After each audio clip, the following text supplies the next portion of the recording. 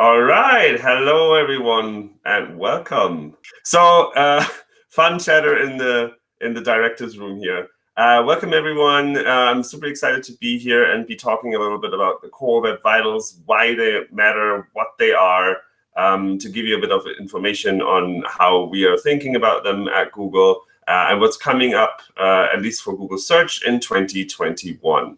So. Basically, I would like to start the conversation that we'll have here by looking at what is web page performance, because that has changed over time and that is not necessarily an easy question to answer. Once we have identified what we think is web page performance, we will talk a little bit about how core web vitals are the latest iteration of how we think about web page performance and what it reflects. And then last but not least, I'll talk a little bit about what's coming up in 2021 with the new page experience ranking signal in Google Search. So what's web page performance? I think all of us intuitively know what that is. We all have seen slow websites. We all have seen fast websites. We all have been frustrated with websites that don't let us interact with them when we want that. I have my fair share of experiences from Germany. I don't know exactly how well the mobile internet works in Russia, but when I lived in Germany, pretty much most of the websites were terrible to use on mobile because the network was just sloppy and slow and not fantastic exactly. So we all intuitively know if a website is fast or slow. But how can we as developers quantify that? Because we need to have some sort of quantification measure in order to understand if what we are building, if the next version that we are about to release is better or worse.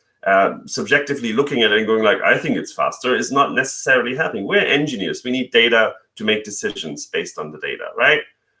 So it turns out that quantifying these things is actually not that easy, but that's exactly what the conversation about web page performance really means. We're trying to quantify how fast a website is and how well it works for users, because fast is also a very broad term. And this has been evolving and this keeps on evolving. On one hand, because the web keeps evolving, the web keeps changing its nature and the way that we interact with it. On the other hand, it also keeps evolving because we understand better where problems are, and also our tools are evolving. So the way that we build these experiences also can have an influence on how the outcome looks like and what makes the outcome potentially slow or sluggish or bad performing. Right. So, I mean, if we think back, let's say like 15, 20 years, the web was very different than it is today, right? We made an HTTP request to the server. And then eventually back came an HTML response. The browser started rendering this HTML response, and then we had a website, and then we were happy. But that's no longer the case. If that would still be the case, then I think if we go back, I think what we see there is that what makes a website fast is the time it takes between this and this. How long does it take the server to actually do its thing? If it's a static HTML document, then it might be just where the server is. If it is on the other side of the globe, it might just take a couple of seconds until my package has arrived on the server, and then it takes a bunch of seconds until the data comes back. If I am closer to the server, if the server is in the same country as I am, then this time is already slower. So a website that is closer to me is probably better in terms of performance, just because it doesn't take as long to move the data from A to B. If this is a website that is generated by, let's say, PHP or a Java code on the server, then also how fast the server actually executes that code and how fast my code runs has an impact, obviously. If I make this request and the server is basically right next door, then the request goes over within like milliseconds. But then the server needs to process the request and then generate the output HTML and then send that back. So the sending is maybe like 10 milliseconds. But if the server processing takes 5 seconds, then that's the limiting factor. So time to first byte was kind of like the first evolution of how fast websites are, how web performance is measured. How fast does data start to arrive? Because once it starts arriving, my browser can potentially start rendering the HTML. But that's not the reality of today. Here we have two websites let's say there are subdomains in the same domain, but it's two websites. It's a.example.com and b.example.com. We make the request at the same time. And one server then starts processing. Maybe it needs to start a JVM instance and then like processes the data, fetches the data from a database, starts compiling the HTML template. Whereas the other, the b.example.com, immediately responds, but the HTML only contains a piece of JavaScript. Now the processing is finished in the first page, a.example.com. The Java program has run and is now firing back the HTML, so my browser starts showing what I want to see. Whereas b.example.com has already responded. The time to first byte was shorter here. But all I got was another request that I need to make. So I'm now making another request. And even if that request is relatively fast, I get JavaScript back, which means I need to download the entire JavaScript. And then I need to parse the JavaScript. And then I need to execute the JavaScript. And maybe that makes API calls to fetch the actual content. And then loads images, which also need to be fetched. So this takes longer. If we would only look at time to first byte, b.example.com would be the faster website. But as we can see here on the slide, a.example.com being the slower, worst performing website has actually given me what I needed, the content, quicker than the other faster performing website. So time to first byte is obviously not the best metric that we can use because the web has changed. Does that matter that time to first byte doesn't matter at all? No, it still matters. If I have a server that is on the other side of the world and is really, really slow in processing, then that is the bottleneck probably. But it doesn't have to be. It could be another thing. It could be somewhere else, the bottleneck. But how would we measure this? If the only thing that we have to measure here would be time to first byte, we wouldn't be able to understand and quantify fast websites, because in this case, we would penalize a fast website, a.example.com, even though it is the actual faster website. That's not great. So basically, we needed to iterate, and many different things came here to help us iterate on things. For the simple case where we just need more resources to like fetch the JavaScript, fetch the images, all that kind of stuff, we could just wait until there were no more requests pending. So you would parse the HTML and wait for all the network requests that the parsing of the HTML created to finish. And then you would know, okay, page is complete. So that's a little better than time to first byte, because in the previous example, this would probably mean that B would have a worse performance in the quantified metrics than A, which is what reflects reality. So that's great. But then we found, hold on, actually, no, wait a minute. There's like a bunch of scripts that might run in the background, and they might fetch new resources. So we need a different event that waits a little longer, which is then the DOM content loaded. But also that doesn't really help, because DOM content loaded doesn't tell you if the JavaScript does still some processing and there's still not all, or nothing is visually complete. So can we like make an index that uses the time, like basically change over time and visual completeness? So how much gets painted over time? That was the speed index metric. So we came up with the speed index metric that gave us a better model of what is a fast website versus what is a slow website. But also that had its problems. So we figured maybe first contentful paint is a good thing. When does the actual painting of the content start in the browser? Because that's the first time when someone sees something in their browser window, which is probably a good metric for how fast the website is. Because if I tap on a thing and then see like the loading bar and the page stays blank, that's not helpful. That's not a good performing website. That's annoying. So that was a good idea, probably. But then we found actually that's also not helpful, because sometimes people just paint placeholders, or they paint the header and the footer, but not the main content. So we tried to figure out what is the main content here, what is the first meaningful paint. But first meaningful paint had a different problem, which is quite interesting. First meaningful paint was too sensitive, meaning that if I do small changes that actually don't really affect performance, my first meaningful paint metric might go down or up. It doesn't really change anything objectively, but the metric changes. So it's very hard to compare. If I have a version A and a version B, and I made changes between A and B, and I get like different jitter. I mean, there's always a little bit of jitter, a little bit like if you have a score of, I don't know, 90 for something, and you test again, you might end up with 88. But with first meaningful paint, the jitter was a lot larger. So you had a lot of noise in the signal. So you couldn't really say like, so if your first meaningful paint times do this, Is this a problem? Is this the normal range of noise? Did I screw something up? Did I improve something? I don't know, because it keeps moving without us doing anything. So that's not a helpful metric either. And then we found out that painting is not everything. It's great if I see the content on my phone. I'm like, yes, I can see stuff now. That's great. But if it's a form, or if it's something like let's say an order form in takeout. I'm home officing now, so we do order food to eat sometimes because we're lazy and don't want to cook all the time. And then you open the form and you're like, I want this and this and this, and then nothing happens. And then you're like, this. I want this, I want this, I want this, I want this. And like 5 seconds afterwards, you have 10 of these in your basket. And you're like, what? No, I don't want 10 portions of spring rolls. I want one. What's happening here? And that's because JavaScript might just be quick painting things so that I can see what the content look like, but then hog the main thread and actually prevent me from interacting with the page. So time to interactive is a metric that makes a lot of sense, I think. Because we want to be able to actually interact with the page. But measuring time to interactive is not that easy, because sometimes mainframe activity drops and then picks up again. Is that time window where it dropped, is that already interactive, or was that not interactive? And what happens with interactions afterwards? So we have to basically apply heuristics to the metrics to figure out when we are confident that a certain point in time in the life cycle of the website has actually been reached. Then we had things like first input delay, then we had largest contentful paint, then we had cumulative layout shift. So a bunch of metrics kept coming. And these metrics came in random intervals. Basically, we were like, hey, we have a new metric that we think is amazing. We tested it. It works pretty well in quantifying what websites are fast and slow.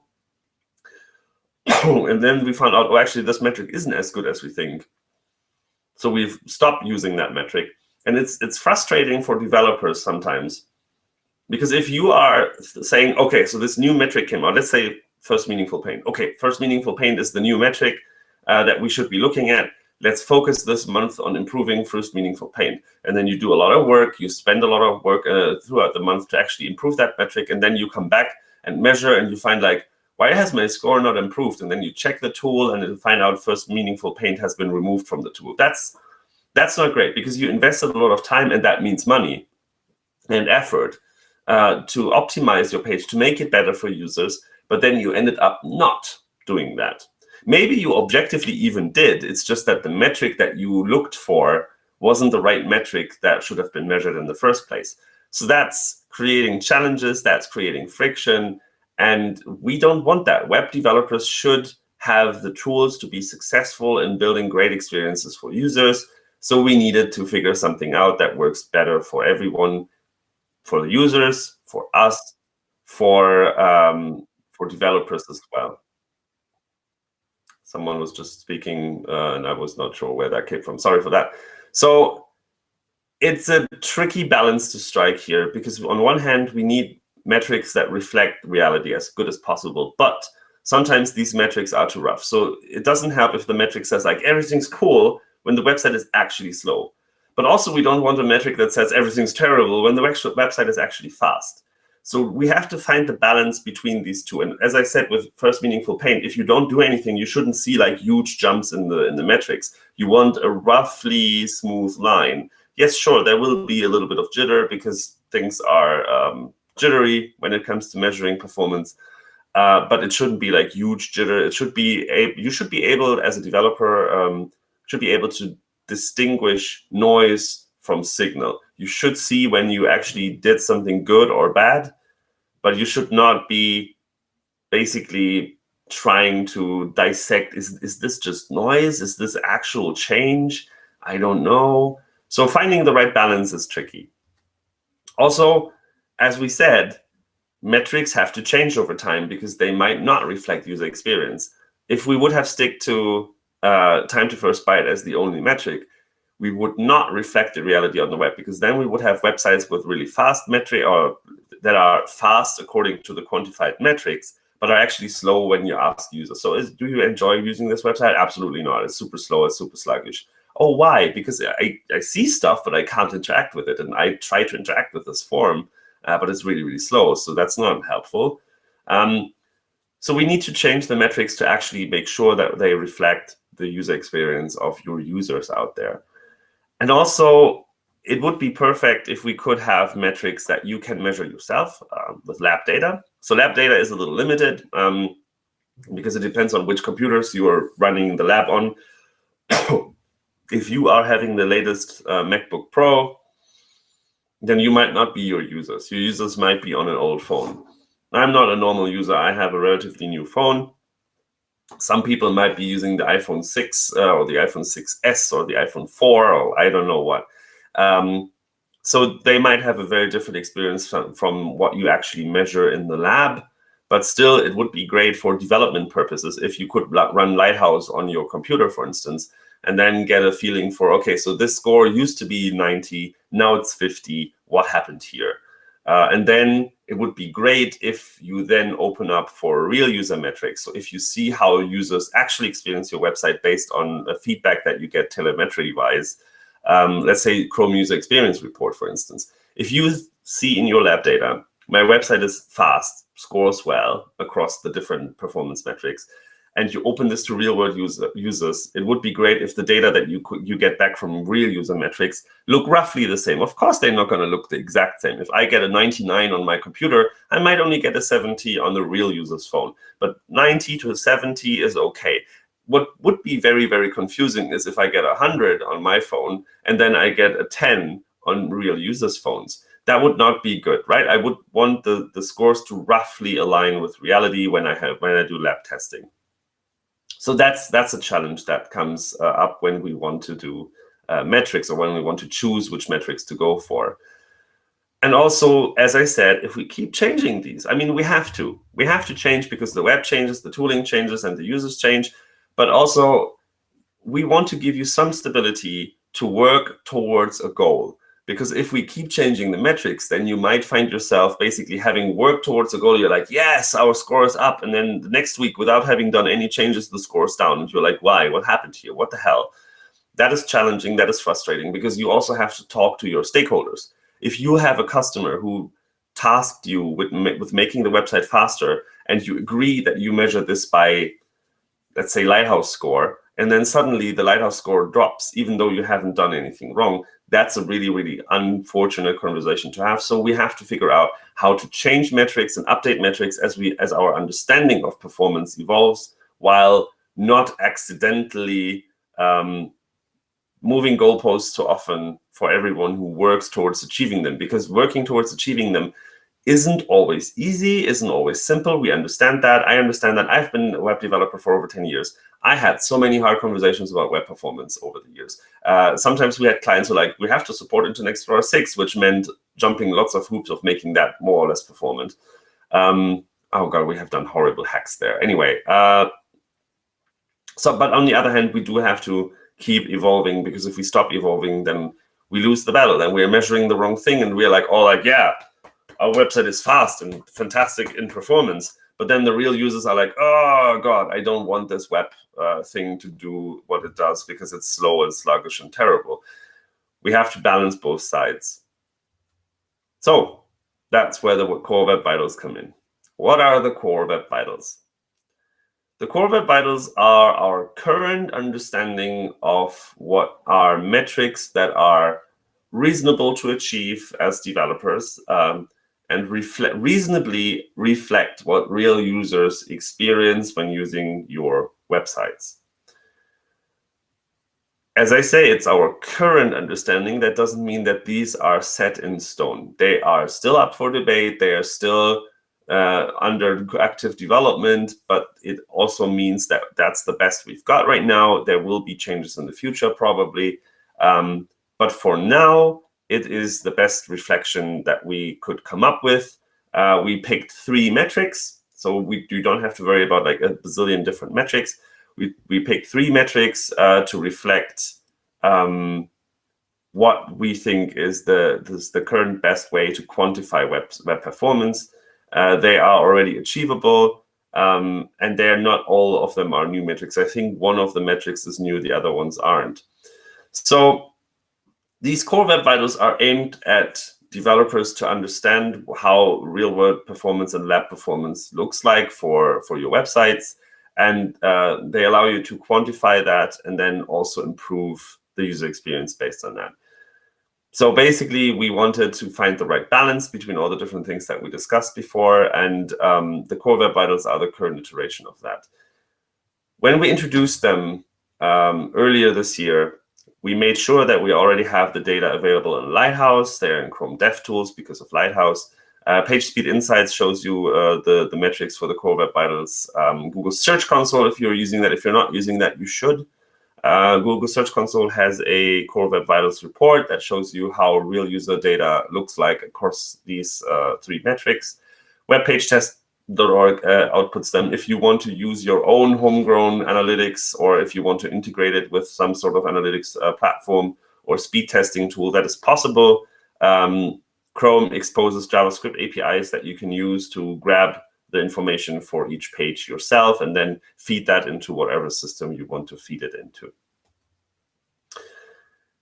As I said, we looked at real user metrics data that we collected throughout the web and basically looked at reasonable thresholds. So the goals of these metrics can already be achieved. It is possible today, as it was the last month and the month before, to basically score good on all these metrics and to be below the thresholds on all these metrics. And it's many websites do, so we didn't pick them randomly. We picked reasonable values, again, balancing the real world ecosystem versus the user expectations.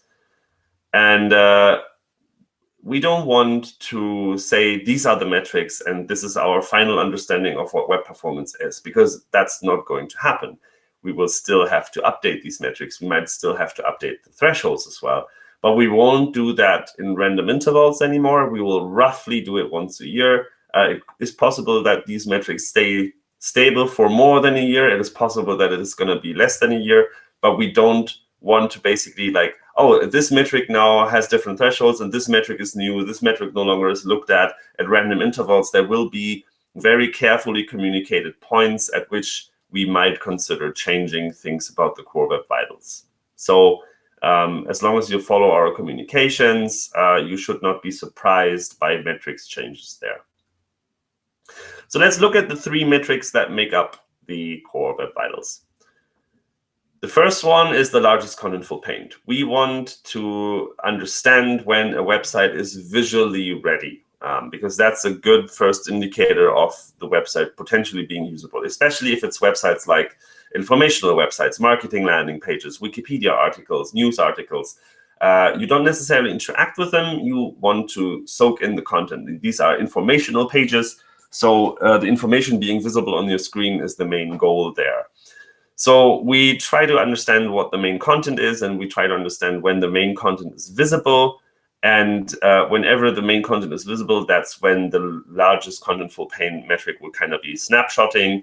And the time that you should hit for is below 2.5 seconds. So you have roughly 2.5 seconds or less to basically make sure that your main content appears on the user's screen. If you hit that target or be under that target of 2.5 seconds, then we consider that good performance. If you hit it between 2.5 seconds and 4 seconds, that would be acceptable, but should be improved probably. And anything that takes longer than 4 seconds to display the main content of the page, that would be considered poor performance. And I can guarantee you people are not very patient with your content. If it takes longer than 4 seconds, they might be unhappy with that. For many people, this might sound perfectly fine. You're like, wow, 4 seconds, that's like a lot longer than we take to actually load our content. That's great, but a lot of larger websites do struggle with these metrics, and they're pretty happy to see now they have a solid goal to reach for, and then they can work towards hitting the good performance goals here. So that's one metric. That's the visual loading time. The other thing that I also hinted at earlier on is, what if it isn't a news article? What if it is a e-shop or some sort of login or some sort of blog comment form or some sort of order form where you want to interact with the web content? We basically measure how long it takes until user inputs can be processed. So we try to also factor in interactive websites here. And the way that we do that is by basically saying, if you are hitting under 100 milliseconds, so 0.1 second, that's good. That's good performance. That's a fast website. If you take up to 0.3 seconds, that is okay. It needs improvement, but you're in the middle ground here. If you take longer than a third of a second, then that would be something that you want to look into. Possible solutions here are offloading work to web workers, for instance, or just avoiding large JavaScript payloads that need to be parsed on the main thread. Again, measuring interactivity. That's fantastic because now we have the visual loading and then we have the interactivity. So both types of websites, so the interactive websites where I interact with the website a lot versus the informational website where I just get the information from the website, are kind of like measured in. The last metric of the three is the visual stability. And I'm pretty sure all of you know what I'm talking about. You probably know there's like a button and you tap that button, and then while you're tapping, an ad loads or something else loads there that does not do what you want it to do. And then the tap goes to that, and then it does something completely unrelated. There is a German blog that I like to read that has exactly that problem. The articles load, and then when you want to scroll, somehow like something jumps in, and then the scroll is not processed as scroll, but now as a click on an article, and then the article opens, and I'm like, I don't care about this article. Why am I on this article? And it's super annoying. They also do like infinite scrolling, so you lose your scroll position, and then you have to scroll all the way back. And if you scroll and it loads an article while you're scrolling, then you have the same problem, and it's frustrating, and I stopped reading that blog. So basically, we try to measure visual stability. We try to quantify how much of the content on screen is shifting after it has started rendering, after it shows up on the screen initially. I'll explain how this actually is measured in a second, but basically, you want this metric to hit below 0.1. That is good. If you hit 0.25, that is okay. But that's something that you want to improve on, because as I said, it's super frustrating if you want to interact with something and then something moves around and you're like, where's that coming from? If you are having more than 0.25 in the cumulative layout shift metric, that is considered poor. How is that measured? Let's have a look. So here we have a website that shows two pieces of text, the gray one and the green one on the bottom. And suddenly, a big click me button appears and shifts the entire lower half down. So half of the screen is affected because everything on the lower half of the screen has now moved. So half of the screen, that's 50% of the screen, is affected, and it jumped down the width of the button and has this additional extra margin. That's roughly 14% of the screen. So we have half of the screen moved by 14%. So we multiply half of the screen with 0.5 with 14% or 0.14, and we get to 0.07. You would see this is still below 0.1, so this is kind of acceptable, and I guess if you are loading stuff like this, it's probably fine. But imagine this not happening only there, but happening on the top as well. So now pretty much 100% of the screen is affected. That would not be great. Then it's maybe 100% times 28%, because these buttons are 14 each, or jumping by 14 each. And then you would end up with 0.28, which means that you are already in the needs improvement area. So try to keep moving things around after they paint it as low as possible. Also avoids user frustration. And we think that these three metrics together basically allow us to roughly model how users feel about your website. So what you should do, if you haven't done so already, is look at what these core web vitals are, how they are measured, and how your website does according to them, and then learn more on how to actually do improvements if you find that you are not hitting the targets yet. These metrics are used in many different places. It is definitely useful, and it's useful because it's the best we've got, we think, to understand how users feel about your website on their devices. Definitely test your websites to get a feeling for how you are already performing. Test pretty much all your pages. Test them on your mobile version if you have a separate mobile version. Test them on desktop. Test if you have AMP pages, test those as well, because AMP does not automatically mean that you're always in safe waters. AMP gives you a default way of producing fast websites, but that doesn't mean that you can't produce slow websites with AMP. That's definitely a possibility there. You can automate these things. You don't have to, as we said, like we wanted metrics that work across lab data as well as real user metrics. So if you have a performance measurement solution in place, you can gather these metrics automatically. As we said, there's JavaScript APIs. Lighthouse and Headless Chrome can give you this data as well. Lighthouse can be run as part of your CI solution. So you could have something that on every pull request that you make measures these and basically informs you if these metrics have been hit or not. We expect that most external providers and tools will probably at some point build like plugins or solutions to consider these. And this is also nice because as they are relatively stable and we won't change them that often, it is a little easier to get like comparable data over time. So you can very easily find out how you're doing and how you're doing across time. And you can look at lab data as well as real user data to understand how your website is performing or how your pages are performing. Now, last but not least, before we run into questions and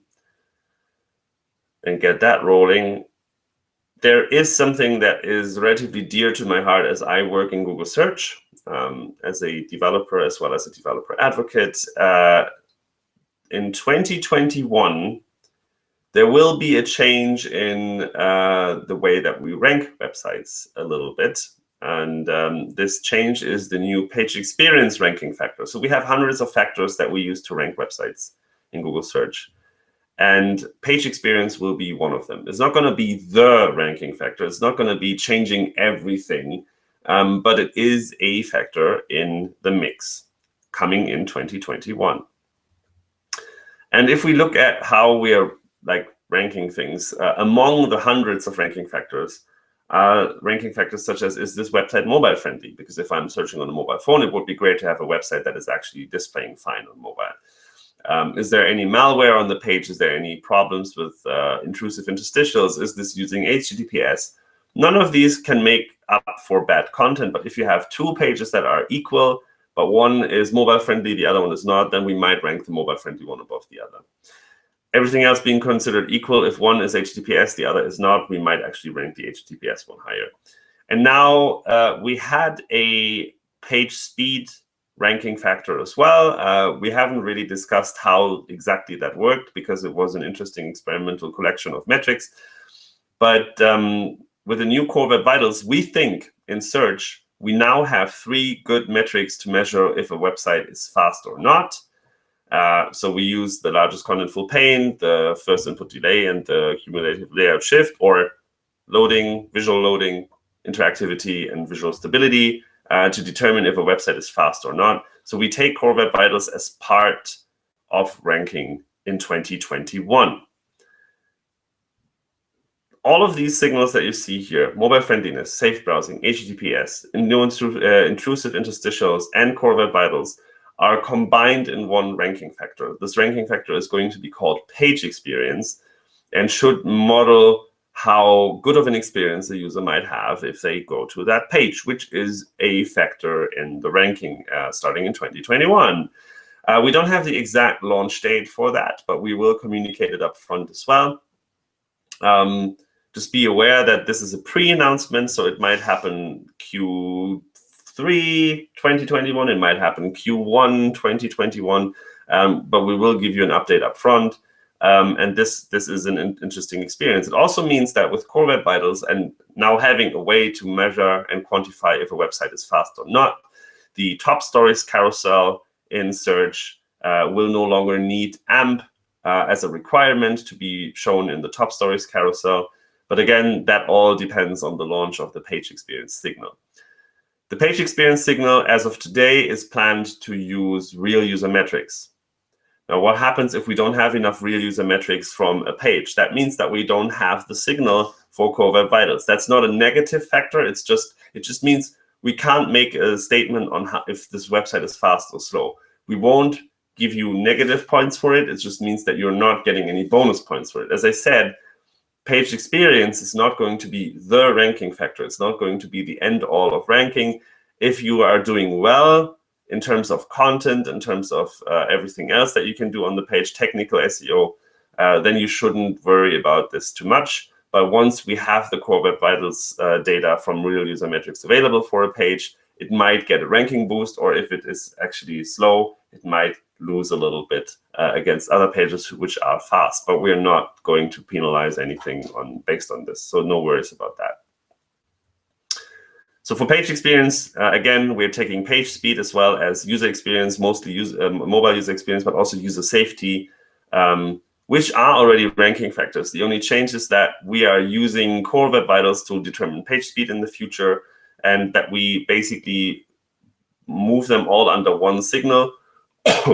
So they will be weighted and mixed into one ranking factor. This ranking factor is the page speed, the page experience ranking signal. It's not clear when this will launch. There will be launch announcements pretty much on all the usual channels. You can also follow us on Twitter at Google WMC, or go to webmasters.googleblog.com if you want to read our blog, because we definitely want to announce things over our blog. Or you just talk to your SEO co-workers or SEO consultants. They will definitely know when we are launching page experience once we announce the final launch date. So, as I said, that's probably something very interesting for your SEO co-workers and consultants. AMP currently is a requirement to be in the top stories carousel. If you're a news publisher, that is probably interesting for you. Once the page experience signal is live, we will no longer need AMP as a requirement for the top stories carousel. So what do you need to do about page experience? It's a pre-announcement, so right now, nothing. But we definitely recommend that you check your pages. Use Google Search Console to check if there's mobile friendliness issues, and if the core Web Vitals metrics look good, or if you might want to improve on page performance there. Search Console has the new core Web Vitals report and the mobile friendliness report, and the mobile friendliness testing tool also help you with the other bits and pieces. Also, if you have safe browsing issues, that will also be flagged in Search Console. So we definitely recommend using the free Search Console with your domains. And with that, I think I'm very good in time. We have 15 minutes left for questions and answers. Thank you very, very much for listening. Hope that was useful.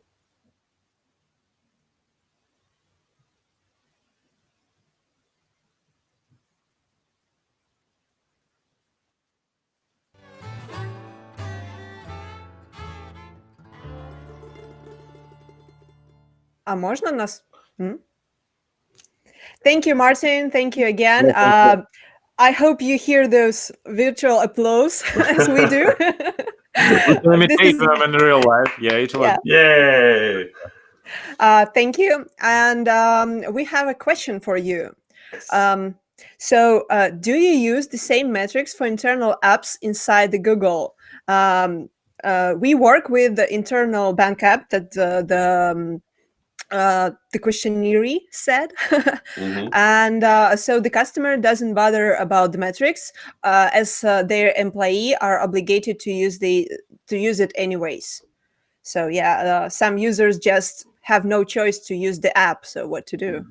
Well, I mean, if technically you probably want your employees to be happy as well. At least that's what I hope for. It would be great if employers would enjoy their employees to have a good time.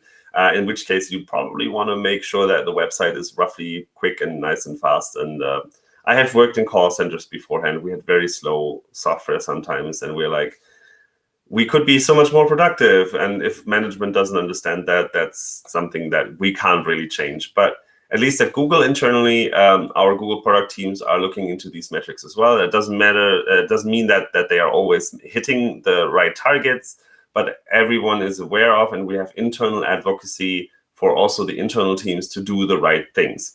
As you probably know, if you followed the things that happen, sometimes Google teams have a lot of autonomy and get to make things happen, which is great.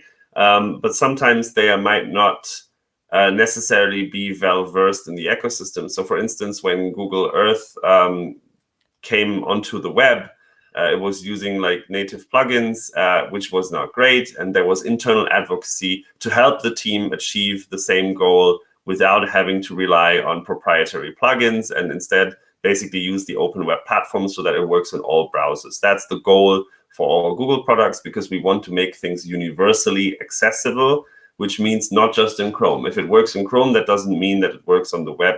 We are striving to make things work on the web. That's the same for search. We want things to be fast for everyone and to deliver good results for everyone.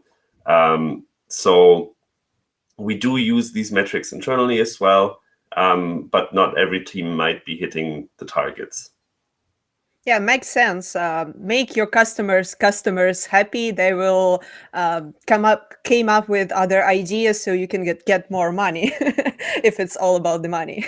in the end, we all want to make the information accessible, and accessible means that it also is a pleasurable experience to use the thing. And if it's not making you happy, then why have we done it in the first place? Okay. Yeah. Also, rather abstract question. How do you think, who should do search engine optimization in the team if there is no specialist for that? So if you don't have, if you can get someone who is experienced in SEO, that's the best you can do, either as a consultant or as someone on the team. If you can't, then it is tricky, because it's a cross-functional position, I would say, in the sense that 50% of SEO is technical, 50% of it is non-technical. So if you are tasking developers with doing SEO, then they do what they can. They make everything happen on the technology side.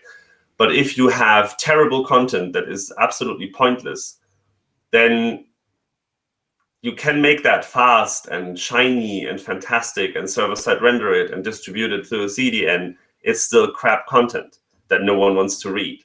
So you need to have someone who understands the business side of things. You need someone who has an understanding of the user side of things, as well as the technical side of things. That makes it for a very specific connection. And basically, if you think like, so here's the business people, here's the marketing people, and here's the technical people, SEO kind of sits in the middle of that.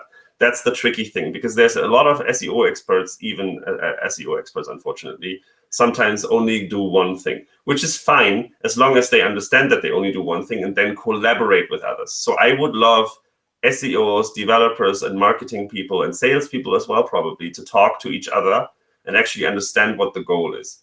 Because we all, as a developer, I want to build good stuff, so I want to do the right technical choices, but I also want that my stuff is being used. What's the point of having built the most fantastic web app in the world when no one's using it? That's sad. And also probably means that my company doesn't make money and has to fire me next month. We all have to make money at some point. So make your technical decisions in a way that doesn't hurt SEO. That's relatively easy, actually, unless you do creative things. And also understand that your content matters. It doesn't matter how fast and great your web app is if your content isn't good. If you're not telling me what you're doing, what can I achieve on your website? What is it? Who is it for? Is it for me? Is it for, because if you're just saying like, I have the best web app ever, I'm like, what does it do?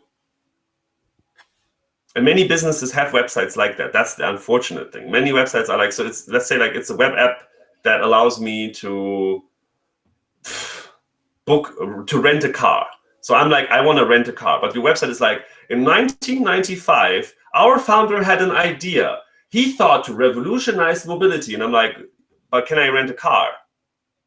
I don't know, because the website doesn't say. So search engines would probably not rank this for renting a car, because it's like, blah, blah, blah, revolutionizing mobility, smart mobility, fantastic. It's like, I want to rent a car. Can I rent a car? I don't know. Your website doesn't say. So it's not just technical, it is also non-technical aspects. And I think that makes it really hard to distribute it across a team that does not have a dedicated SEO role. If that answers the question. Yeah, I think it does. So we have another question. The user's asking for, could you repeat, please, what tool should be to use to collect the metrics? Maybe Yes. someone missed something. Hold on, here we go. So pretty much all the tools that we put out there do have them integrated. So you can use Lighthouse.